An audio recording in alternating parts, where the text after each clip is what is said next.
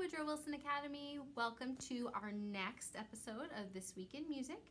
This week we are talking about some birthdays and events that happened in January. So we're going to start out with our first birthday. This was January 11th, 1856. We have a Romantic era pianist and composer who was born named Christian Sinding. He was a musician in a family of many different types of artists, sculptors and painters, and he was the piano player and the musician in their family. And his most famous piece of music is a piano piece called Rustles of Spring. And I love this piece especially because it was one of my competition pieces when I was in high school. So when we get back to live school, if you ever would like me to play it for you, I would love to. But until then, there's a YouTube video down in notes of a wonderful pianist playing Rustles of Spring. So I hope you enjoy it as much as I do. It's one of my favorite pieces. Our next birthday for this week in Music is January 14th in 1690. The clarinet was invented. So we're going to celebrate the birthday of the clarinet.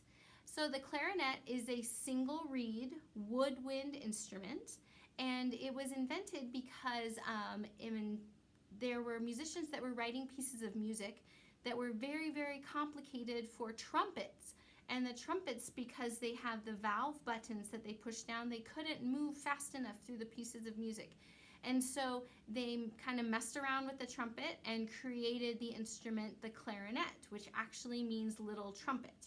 And so the clarinet, though, with the way that it's set up with all of its different buttons and valves up and down the body of the clarinet, the musicians could play the notes faster, and so they didn't have to try to play them on the bulky trumpet. They could play them on the clarinet. And it became very popular in jazz music, and eventually the clarinet was kind of the model for what became the saxophone as well. So there are many different sizes of clarinets. We normally see the one size of clarinet, and if you watch SpongeBob, it's the instrument that Squidward plays. We normally see that one. But there are really large clarinets called bass clarinets, and it kind of looks like a clarinet swallowed a saxophone. It's a really interesting looking instrument. So if you ever want to look that up, that is a cool looking instrument.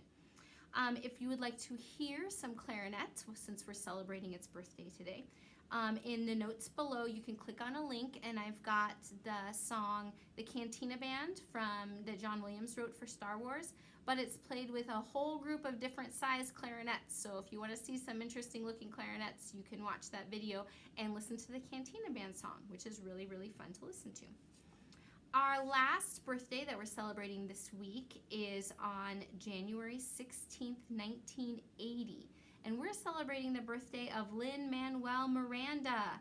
He is an amazing American singer, composer, actor, playwright, songwriter. He's done a ton of stuff. He's won, and I'm going to read these because I don't have them memorized, a Pulitzer Prize, 3 Tony Awards, 3 Grammy Awards, and 1 Emmy Award. And we know him most for his work with Hamilton, which is an amazing musical that he wrote and performed in. But the link that I have down below for you to watch is his character in Mary Poppins Returns, and it's his big song and dance number called Trip a Little Light Fantastic. And if you haven't seen it, you really should. It's a long video, but it's really fun to watch, and he does such an amazing job, and so does Emily Blunt. It's a great piece of music to watch. So my trivia question for this week, and you can email me your answer and I will email you back and let you know if you got it right, is can you name something that Lin-Manuel Miranda has done that is not Hamilton? You can look it up, or you can look up some information on him, or maybe you can talk to some of your family members, but can you name something else that Lin-Manuel Miranda has done that is not Hamilton?